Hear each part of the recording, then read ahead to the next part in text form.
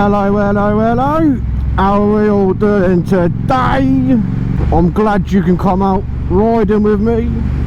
Obviously not physically, but I'm glad you're here to watch the video and join me on this ride. Because in this video, I'm going to talk a little bit about how to not get done over or scammed when you're buying your bike online. Now this bike, what I'm riding here, I've actually brought off of online, so I've got experience when it comes to that sort of thing, because obviously it's not an actual shop. So with actual shops, you know you ain't gonna really get scammed, you know what I mean? Like, they're mostly professional, but when you're buying it privately online, there's no like company behind it, there's no policy behind that kind of thing, apart from the place you're actually buying the bike off of. And it is quite easily to sort of get scammed or done over, and you bought a vehicle that isn't what you was promised, if you like. But yeah, as you can see in this video, the weather is a little bit better than it was in the last video. So yeah, let's just crack straight on with it. So the first point I want to make, the first tip I want to give you about buying bikes online, is ask as many questions as possible. Even if it seems silly, just get as many questions out of them as possible, and I'll tell you why soon. Like, ask anything to, like, if there's any crashes it's had in the past. Ask if there's any like major MOT fails on the thing, so then you know, like, if there's any mechanical fails that the vehicle has had in the past. So ask ask everything to do with the vehicle, basically. See if the guy knows what he's on about, kind of thing, and if he's going to lie to you. Ask if there's any like current damage on the vehicle. Ask if anything needs to be sorted out on the vehicle. Okay, if it needs new tyres, like how old are the tyres, how old is that oil in the car, when was the last time it was running for. Just ask a shit ton of questions, mate. Honestly, it's in your best interest to ask as many questions as possible, and keep the answers. Keep a record of that conversation you have with the buyer, I mean the seller, sorry, because you're going to need that just in case you do get scammed or something, and your bank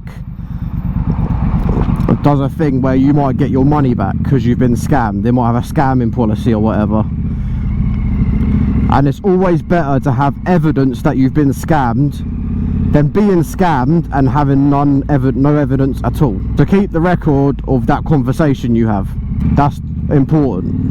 The next bit of advice, while you're asking him them questions, I mean, this is a question in itself, but ask for up-to-date videos and up-to-date photographs of every nook and cranny of that bloody vehicle, aka the bike that you're buying. The reason for this is so then you know that he's actually, obviously you don't know if he's the owner yet, so you know that he's got the bike in his possession, if you like, and then you can see for yourself if there's any damage. I mean, you know, like, it could just bring up old photographs or whatever, or old videos, but this is why I'm going to give you a tip later on, so that you can sort of avoid getting scammed or done over. Get him to take a picture of the mileage as well, so that when you go and see the thing, you see if it's how much it's been used since he sent you that picture, and it might even have a date on the vehicle, but again, you can still change that, you know what I mean? It's not actual evidence of when the photograph or video has been taken, but it gives you an idea. Right, now you've asked him a shit ton of questions and got a few videos and photographs of everything on the vehicle to see if it's damaged. Now it's time to go and do a background check on that vehicle. Now there's an app that my mate uses. I don't personally use it because I don't go through as many vehicles as he does. So there's an app that you can get on your phone. When you put your reg into the app, it tells you most details about that vehicle, any vehicle, bike, car, and the app is called Total Car Check. Now this will come up with most details of the car. It'll tell you if it's taxed, if it's failed any MOTs, when was the last time it was MOT'd, and other things like that. And it's always good to do a background check on a car you're interested in. I mean, you don't have to use that app. I mean, you can use anything that's similar to that app, as long as you can do a background check online to see the MOT and all that sort of stuff. That would be good, do you know what I mean? You can see if it's had any mechanical fails, what you need to watch out for, any advisories, when the MOT was done. So it's just to give you a sort of what actually is the vehicle, because the guy might be lying to you. You know, when you ask him, oh, is there any like major MOT fails it's had, and he goes, oh no, it's all right. Next thing you know, he's the fucking engine itself has failed or something like that. The clutch is dodgy. You know, the fucking tyres need replacing for an advisory. The suspension needs replacing. Like, you know what I mean? It's better to do that than actually buying the car and then you know, a month down the line you're having to fork out so much money for this vehicle to have everything replaced. So it's just peace of mind for you, really, you know what I mean? Now, as you've done your background check and you're like maybe happy with the vehicle, well, I hope you're happy with the vehicle or bike or whatever you're gonna get. I mean, it's a biker channel, so you're probably getting a bike, right? And then the guy asks you to transfer him the money before you even seen the vehicle. Do not do it. Do not transfer that guy any money. Well, I mean, apart from the maybe a deposit, because the last thing you want, a tip in itself, if you want, if you like, is that if you go, oh yeah, I'll buy the vehicle, and then you haven't actually got the money on that day. So like it's, you know, a week from payday, and you know you've got a couple of savings, you haven't quite got the money to then buy the car and then everything else you need in life. It's good to put a deposit down, you know, about 100, maybe 200, depends on, you know. So like the bike is £5 and he wants, you know, £200 deposit, you know, fair enough.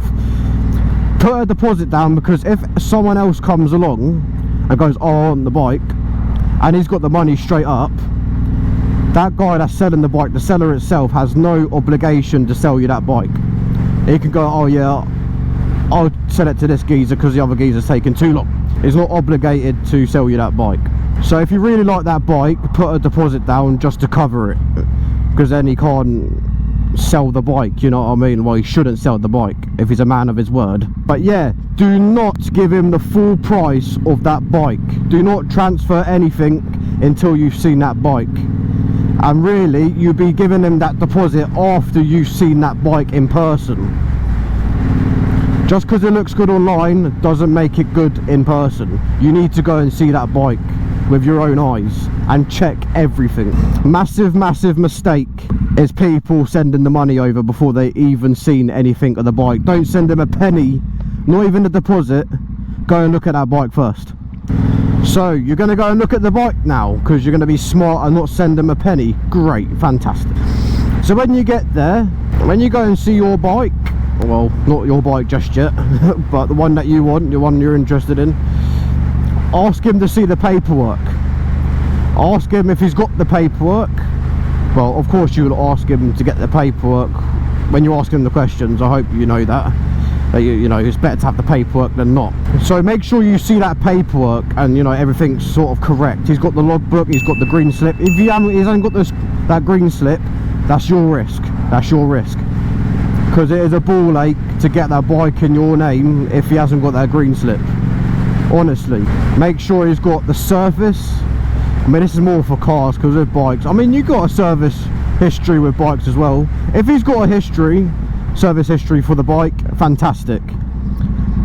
And you know, the MOT certificates and stuff like that. I mean, I know you've done your vehicle checks online, I hope you have, but it's good to see that in person, the certificates, that he's got all of that. Just make sure he's got some paperwork to show you, because if he hasn't got no paperwork, it's dodgy, because you don't even know if he actually owns that bike, you know, or she.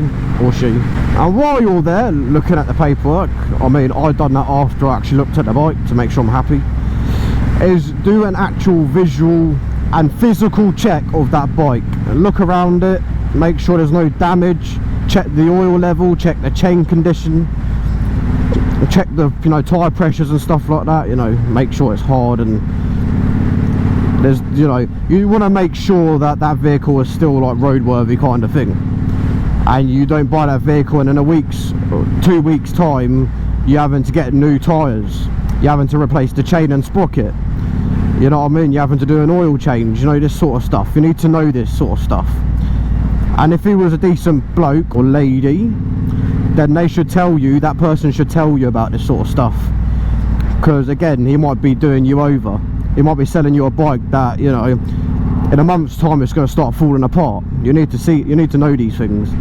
Do an actual, like, you know, I'd tell you to do like your weekly check to make sure everything's fine on your bike. Sort of do that. Give it like a quick check, if you like. Get him to show you things. Make sure the lights are working. You know what I mean? Because the last thing you want is to leave that wherever you brought the bike from, go and ride it home, and then like it's got a lack of tyre pressure. That means you've got a lack of traction on the road, which could end up you crashing. The guy don't care. You know what I mean? Once that bike's out of his name, out of his hands, and in your name and in your hands, it's nothing to do with him at that point. He doesn't have to care about your safety, you know what I mean? That's your decision. That's your choice. You need to see these things. It's your safety at the end of the day. That guy might not have your safety at his interests, you know what I mean? So for your own safety, make sure you check that bike. Don't give him anything until you're happy with the bike. I mean, it's just common sense, isn't it? And while we're on paperwork and stuff like that, I advise you to put that bike in your name while you're there. You know, it's not hard to ring up the DVLA or your insurance company and get that bike into your name and taxed and insured and all that sort of stuff, and your insurance company knows about it before you leave to go home or whatever. As soon as you buy that bike and your first ride of that vehicle, make sure when you go onto that road that it's all legal. The last thing you want is to buy your bike, get on the road, you know, it's like you've got an hour ride to get home, and halfway through the trip, it's half an hour into the trip, you get stopped by the police. Oh, it's not taxed or insured, and now before you even, literally, you just got your bike and now you're being stuffed. You know what I mean? That's why I urge you to do your background checks on the vehicle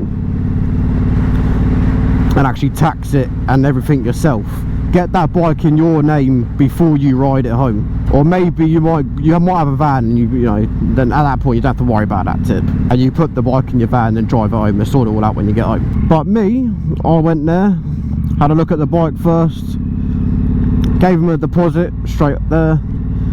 Then as I had to get the A2 on it, which was the ball ache, I had to get it, you know, delivered to a Triumph. And while I was getting delivered to Triumph, it took a couple of days actually for him to be free to then deliver the bike to Triumph to get the restrictor kit fitted. If you didn't know, I'm on an A2 licence. I know, loser. In that time, I got it all legal. So as soon as I got to the shop, pick it up, ride home, you know. So I ain't getting stopped by the police, or if someone runs me off the road and I have an accident, I'm insured. You know what I mean? Because if you come off, if you hit someone or someone hits you and maybe they want to claim or something, and you haven't got the insurance, and your insurance company doesn't even know you've got that bike, you are fucked, sunshine. You are fucked.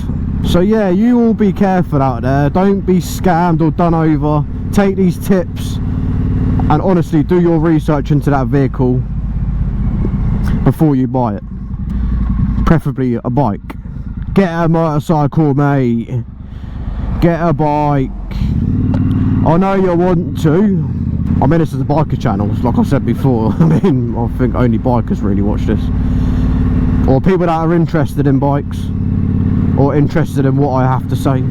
I mean, you can still use these tips to buy any vehicle really, you know what I mean? So yeah, you all take care of yourselves. You all ride safe, keep your rubber side down and your shiny side up, keep your head on a swivel. Take care, and I'll see you in the next video. Ta-da!